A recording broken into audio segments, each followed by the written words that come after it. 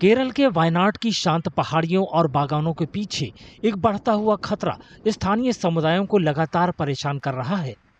ये है जंगली हाथियों का हमला। इलाके में जंगली हाथी जंगलों से बाहर निकलकर हर रोज इस्तेमाल किए जाने वाले रास्तों को खतरनाक बना रहे हैं। हाथियों के हमले का ताजा शिकार पुथुमला की रहने वाली जैसी बनी है। उन्हें मंगलवार को मेपड्डी गांव के चुंडियाव लव में एक जंगली हाथी ने कुचलकर मार डाला।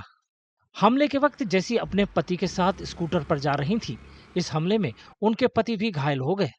लगातार हो रहे हाथियों के हमले के लिए इलाके के लोग बाड़बंदी की कमी और सड़क किनारे कम दृश्यता को जिम्मेदार ठहरा रहे हैं।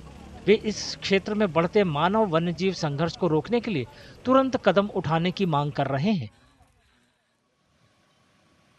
ഇന്ന് ഉണ്ടായിരുന്ന ദാരുണമായ ഈ സംഭവത്തിൽ ഇവർ അതിരാവിലെ ജോലിക്ക് പോകുമ്പോൾ റോട്ടിൽ വെച്ചാണ് ആനയുടെ അറ്റാക്ക് ഉണ്ടാകുന്നത്.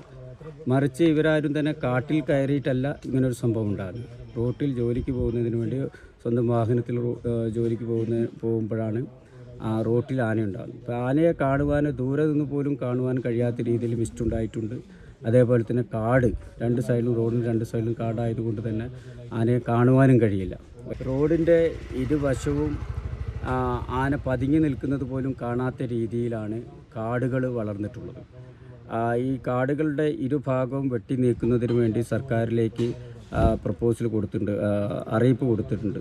വൈത്തിരി, ചെമ്പ്ര, അതുപോലെ കള്ളാടി, പുത്തുമല, അങ്ങ് നിലമ്പൂർ വരെ നീണ്ടു കിടക്കുന്ന ഈ വനപ്രദേശത്തു നിന്നാണ് ഇത്തരത്തിലുള്ള ആനകൾ ഇറങ്ങുന്നത്. അപ്പോൾ നമുക്കറിയാം, ഇന്നൊക്കെ ഇറങ്ങിയത് നാലാമത്തെ ആളെ ചവിട്ടിക്കൊന്ന ആനയാണ് എന്നുള്ള വിവരമാണ് നമുക്ക് കിട്ടുന്നത്.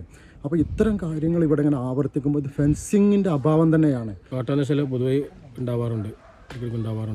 മേപ്പാടി പഞ്ചായത്തിൽ തന്നെ 9ഓളം ആളുകൾ കാട്ടാനയുടെ ആക്രമണത്തിൽ മരണപ്പെട്ടിട്ടുണ്ട്.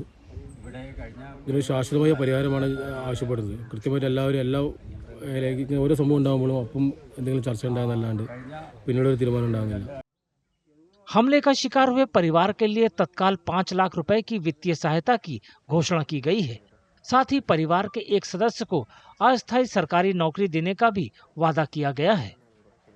वहीं वन अधिकारियों का कहना है कि वायनाड में इंसान और जानवरों के बीच बढ़ते टकराव को लेकर बढ़ती चिंताओं के बीच हाथियों को इलाके से बाहर भेजने और बाड़ लगाने जैसे सुरक्षा उपायों को मजबूत करने के लिए कदम उठाए जाएंगे, ताकि भविष्य में ऐसी घटनाओं को रोका जा सके।